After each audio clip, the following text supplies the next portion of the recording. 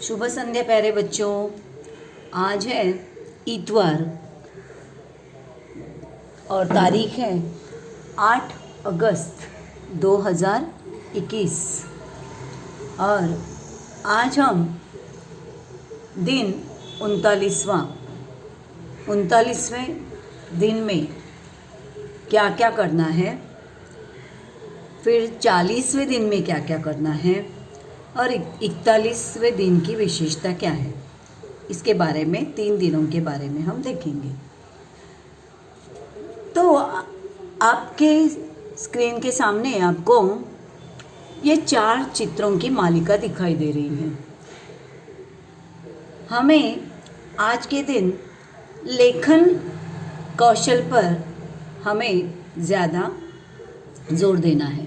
मतलब हम में जो लेखन कौशल है उसे आज हमें अपनी कॉपी पर उतारना है।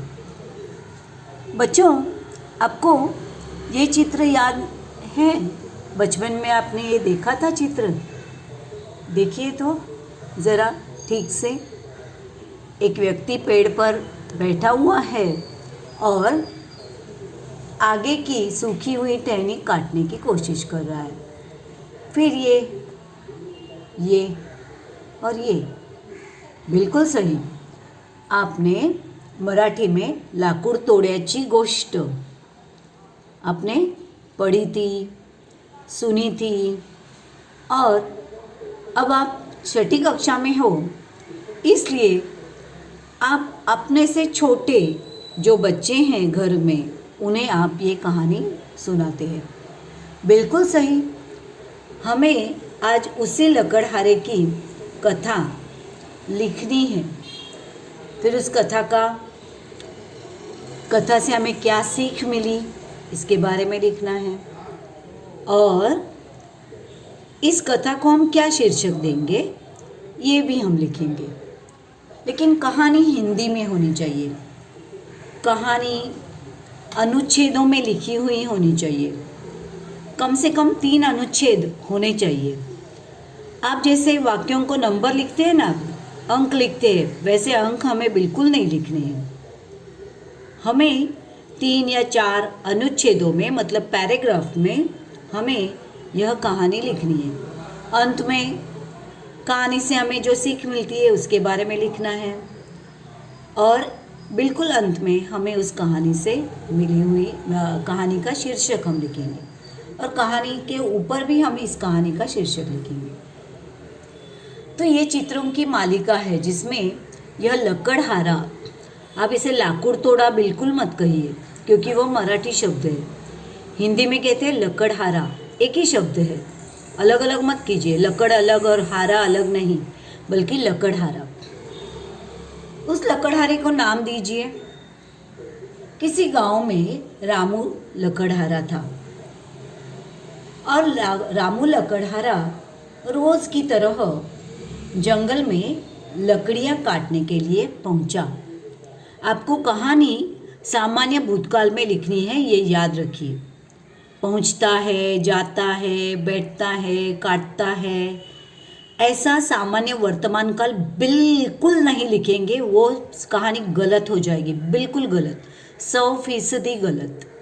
कहानी हमेशा सामान्य भूतकाल में ही आपको लिखनी होगी। तो आप लिखेंगे कि रोज की तरह रामू जंगल में लकड़ियां काटने एक सूखे पेड़ पर चढ़ा। पेड़ नदी के किनारे था, नीचे नदी का पानी गहरा था। एक सूखी टहनी को काटते काटते रामू के हाथ से कुल्हाड़ी नीचे गहरे पानी में गिर गई। अब हम मराठी में कुऱ्हाड़ कहते हैं, हिंदी में बिल्कुल कुऱ्हाड़ नहीं कहेंगे, हिंदी में हम कहेंगे कुल्हाड़ी।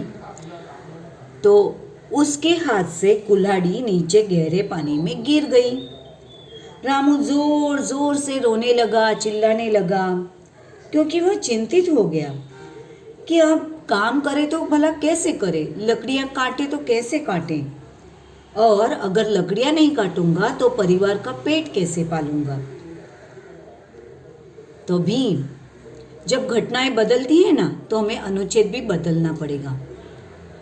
पहला अनुच्छेद खत्म होता है तो दूसरा घटना दूसरी है तो इसलिए दूसरा अनुच्छेद आएगा। तभी पानी से एक जल देवता हाथ में सोने की कुल्हाड़ी लेकर रामू के सामने आई। उसने सोने की कुल्हाड़ी रामू को देनी चाहिए, पर ईमानदार रामू ने सोने की कुल्हाड़ी लेने से बिल्कुल इनकार कर दिया, ना कर दिया। कहने लगा, यह सोने की कुल्हाड़ी मेरी नहीं है, मैं इससे लकड़ियां कैसे काटूंगा। फिर जल देवता ने डुबकी लगाई पानी में। डुबकी लगाकर दूसरी बार वह चांदी की कुल्हाड़ी लेकर आई। रामू ने बड़ी विनम्रता से चांदी की कुल्हाड़ी लेने से भी इनकार कर दिया। तीसरी बार जल देवता लोहे की कुल्हाड़ी लेकर आई और लोहे की कुल्हाड़ी को देखते ही रामू ने पहचान लिया कि यह कुल्हाड़ी तो मेरी है। अब रामू फूला न समाया क्योंकि उसे उसकी कुल्हाड़ी मिल गई।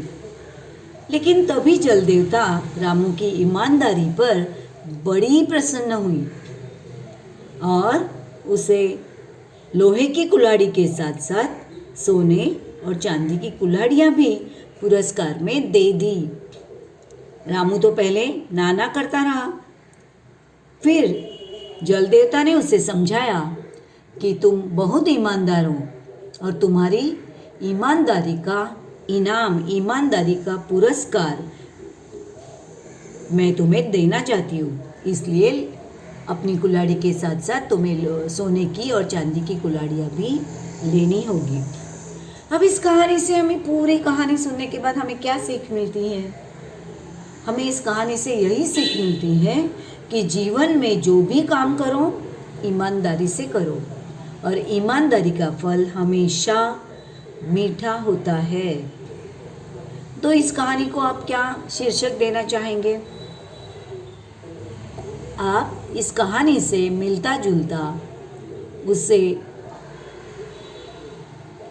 उसके अनुरूप, कहानी के अनुरूप आप वहाँ कहानी का शीर्षक दे सकते हैं, जैसे कि ईमानदारी का फल, ईमानदार रामू, ईमानदार लकड़हारा। ऐसा आपको जो शीर्षक उसके लिए उचित समझे आप वो आप उसे दे दीजिए। तो आपके 39वें दिन का अभ्यास होगा। इस कहानी को, इस चित्र मालिका को देखकर इस कहानी को आप लिखेंगे, उस कहानी का शीर्षक लिखेंगे और उस कहानी से जो आपको सीख मिलती है उसके बारे में भी आपको लिखना है। छात्रों, अब है 40वां दिन। 40वें दिन में आपको यहाँ चित्र में जो फल दिखाई दे रहे हैं उन फलों के नाम लिखने हैं। डरिएगा नहीं, यह अब जेरॉक्स है, उसकी प्रतिछाया है, प्रतिरूप है उस चित्र का, इसलिए आपको यहाँ पर काले सफ़ेद ऐसे चित्र दिखाई दे रहे हैं। लेकिन मैं आपको इसका रंगीन चित्र ज़रूर भेजूँगी। रंगीन चित्रों को देखकर आपके मुंह में ज़रूर पानी आ जाएगा क्योंकि आप सभी को फल बड़े अच्छे लगते हैं। तो आपको इन फलों के नाम लिखने हैं, जैसे अनन्नास, तरबूजा, खरबूजा, सेब, अंगूर, सेब है, अंगूर हैं, संतरा है, केले हैं। तो आपको फलों के नाम हिंदी में लिखने हैं, मराठी में बिल्कुल नहीं। फिर यहाँ भी आपको ये रंगीन चित्र दिखाई दे रहे हैं। आपको इन सभी चित्रों के नाम हिंदी में लिखने हैं।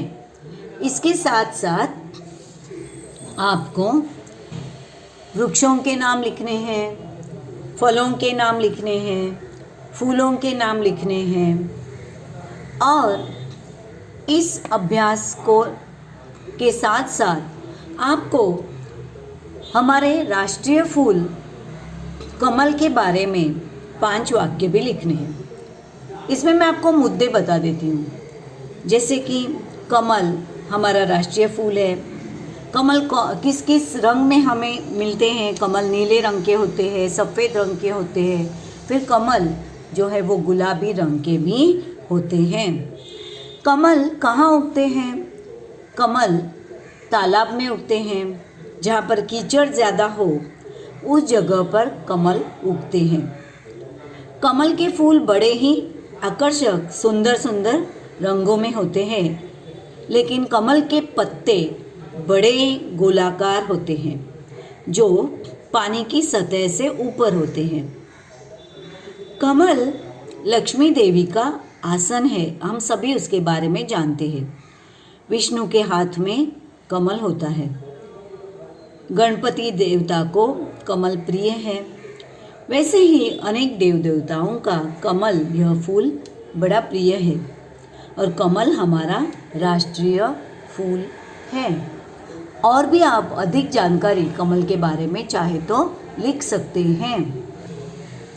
मुझे देखिए ये कहानी, ये बचपन में आपने ज़रूर पढ़ी होगी कहीं ना कहीं।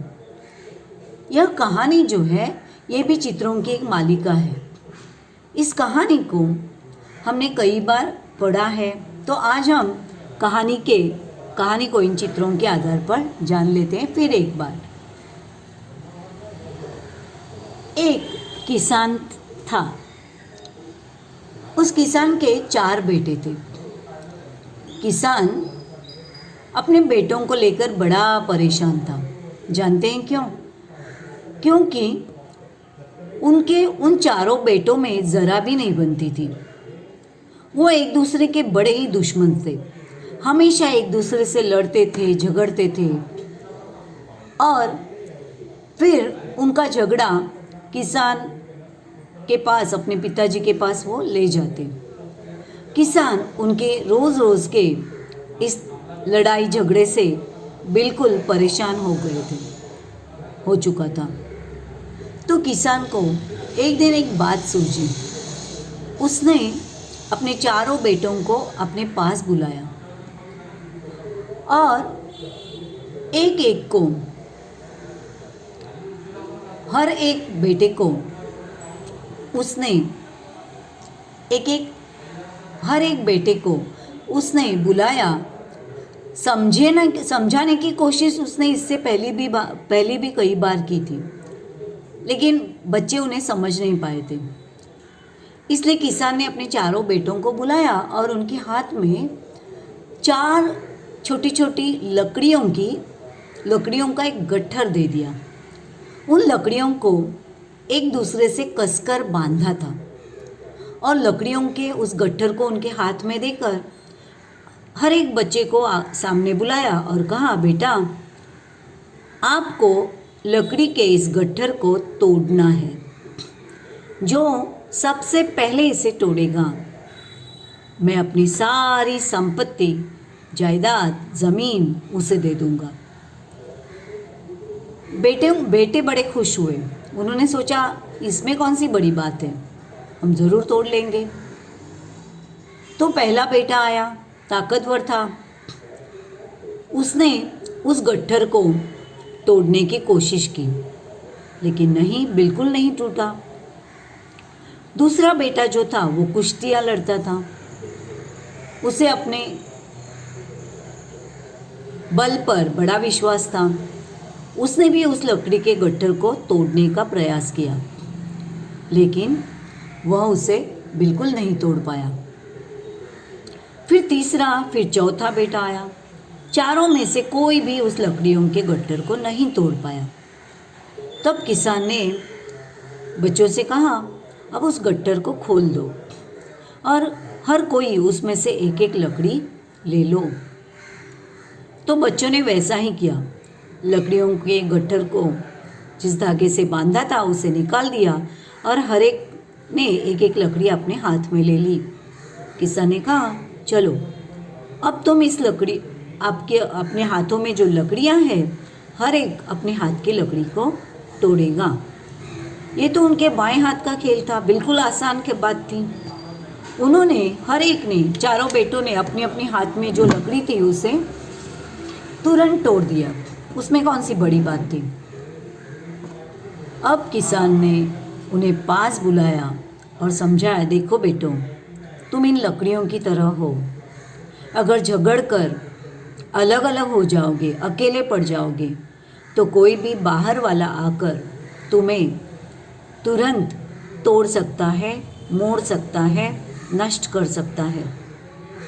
लेकिन अगर तुम इस गट्ठर की तरह एकजुट करके रहोगे, एकता से रहोगे, अपने में प्यार रखोगे, एक दूसरे से बंध कर रहोगे, तो तुम्हें बाहर का क्या, लेकिन कोई भी तुम्हें तोड़ नहीं सकता, ना मरोड़ सकता है, और तुम्हें कोई एक दूसरे से अलग नहीं कर सकता। अब उन बेटों को अपने स्वभाव पर पछतावा हुआ और वो अपने पिता की बात समझ सके। उन्होंने अपने पिता को वचन दिया कि पिताजी, हम आज से कभी भी एक दूसरे से लड़ेंगे नहीं, ना ही झगड़ेंगे, बल्कि हम प्रेम पूर्वक एक दूसरे से बंध कर एकजुट होकर रहेंगे और बाहर की विपत्तियों का एक साथ मिलकर हम मुकाबला करेंगे। और किसान खुश हो गया। आज तक वो जो चाहता था वही बात आज के बाद होने लगी। उसे अपने चारों बेटों को प्रेम पूर्वक रहते देखने का सुख मिलने लगा। तो इस कहानी से हमें क्या सीख मिली? इस कहानी से हमें यही सीख मिलती है कि एकता का बल जो है वो बहुत ही बड़ा होता है। अगर हम एकता से रहेंगे तो एकता का बल बड़ा होता है। दूसरा, इस कहानी को हमें शीर्षक देना है, तो उचित शीर्षक भी हम इसे दे सकते हैं, जैसे कि एकता का बल, ऐक्य भावना, ऐक्य ही बल है, एकता ही बल है।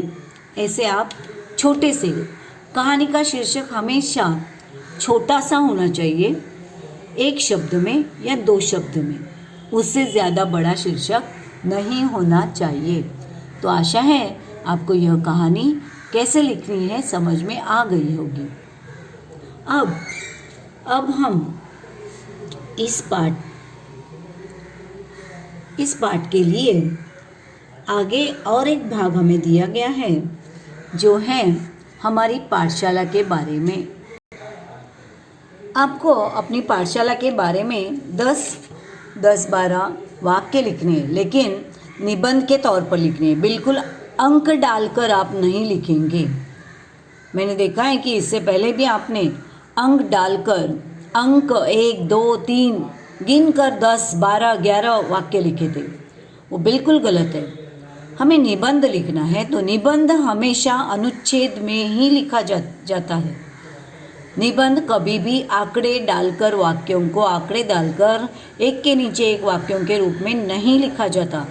और आप में से कोई भी ऐसा नहीं लिखेगा। जो लिखेगा उसे गलत का चिन्ह दे दूंगी मैं। तो आपको मेरी पाठशाला इस विषय पर आपको 10-12 पंक्तियाँ लिखनी है।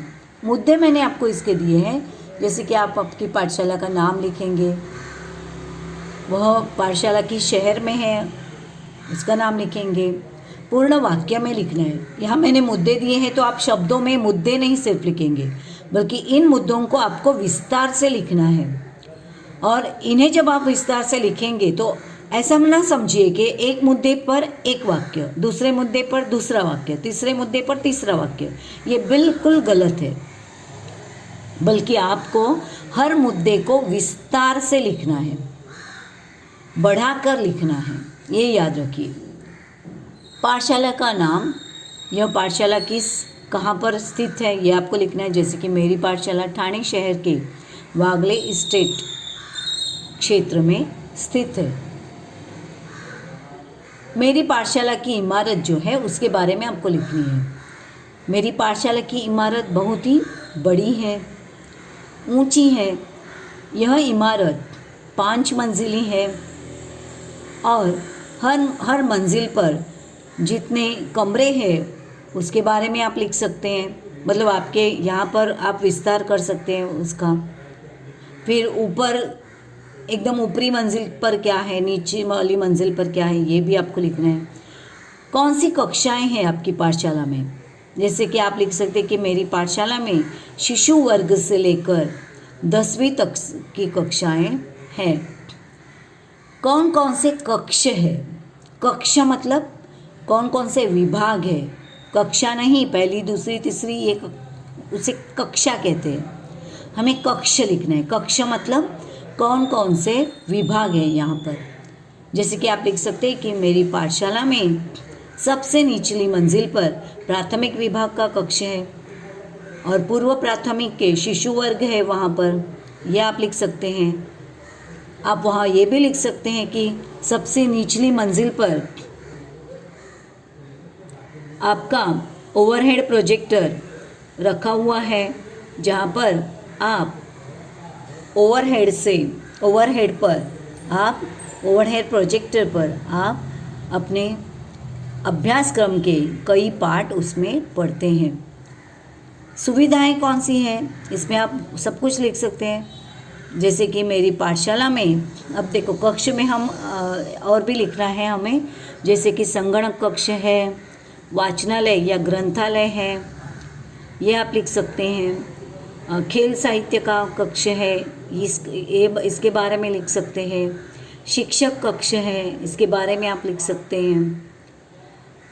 और कौन कौन सी सुविधाएं हैं आपकी पाठशाला में, जैसे कि आपकी पाठशाला में शौचालय की सुविधा है, ग्रंथालय है, प्रयोगशाला है, पीने के स्वच्छ पानी की सुविधाएं है, उसके बारे में आप लिख सकते हैं। पाठशाला में सबसे ऊपरी मंजिल पर बड़ा सा हॉल है या बड़ा सा दालन है, जिसमें कार्यक्रम होते हैं, सम्मेलन होता है। पाठशाला का मैदान, क्रीड़ांगन बहुत बड़ा है, उसमें हर साल खेल प्रतियोगिताएं होती हैं। इसके साथ ही रोज़ की पीटी के या शारीरिक शिक्षण की तासिका में कक्षाओं के बच्चे वहाँ खेलने के लिए या कसरतें करने के लिए जाते हैं। यह आपको विस्तार से ऐसे लिखना है। हमारी पाठशाला का वार्षिक स्नेह सम्मेलन हर साल होता है, जो बड़े से हॉल में होता है। वहाँ पहली शिशु वर्ग से लेकर 10वीं की कक्षा तक के सभी बच्चे अपने अपने रंगारंग कार्यक्रमों को पेश करते हैं और वो कार्यक्रम देखने के लिए उनके माता पिता और छात्र खुद उपस्थित रहते हैं। यहाँ के शिक्षक कैसे हैं, इसके बारे में आपको लिखना है कि यहाँ के शिक्षक आपको कैसे लगते हैं, आपके साथ उनका व्यवहार कैसा है, उसके बारे में प्रेम पूर्वक व्यवहार करते हैं या आपको समझाते हैं या आपको जो अभ्यासक्रम है उस अभ्यासक्रम के बारे में अगर आपको कुछ समझ में नहीं आता है तो वो समझाते हैं। आपकी गलतियों को माफ़ करते हैं या नहीं, या मारते पीटते हैं उसके बारे में, या प्रेम पूर्वक समझाते हैं और आपकी गलतियां जो हैं वो दूर करने की कोशिश करते हैं, इसके बारे में आपको लिखना है। मुख्याध्यापक के बारे में लिखना है और आपकी पाठशाला आपको क्यों अच्छी लगती है इस बारे में आपको लिखना है। तो छात्रों, आशा है कि आज आपको दिन 39, दिन 40 और दिन 41 के अभ्यासक्रम के बारे में पता चला होगा और किस तरह छोटे से मुद्दे को भी विस्तार से लिखा जा सकता है, या चित्रों की मालिका देखकर कथा कैसे बनाई जा सकती है, इसके बारे में हमने जानकारी ली। तो आशा है आप इन सभी अभ्यास को पूर्ण करके मुझे उसका फ़ोटो भेजेंगे। तो अब मैं आपकी विदा लेती हूँ। घर पर रहिए, सुरक्षित रहिए।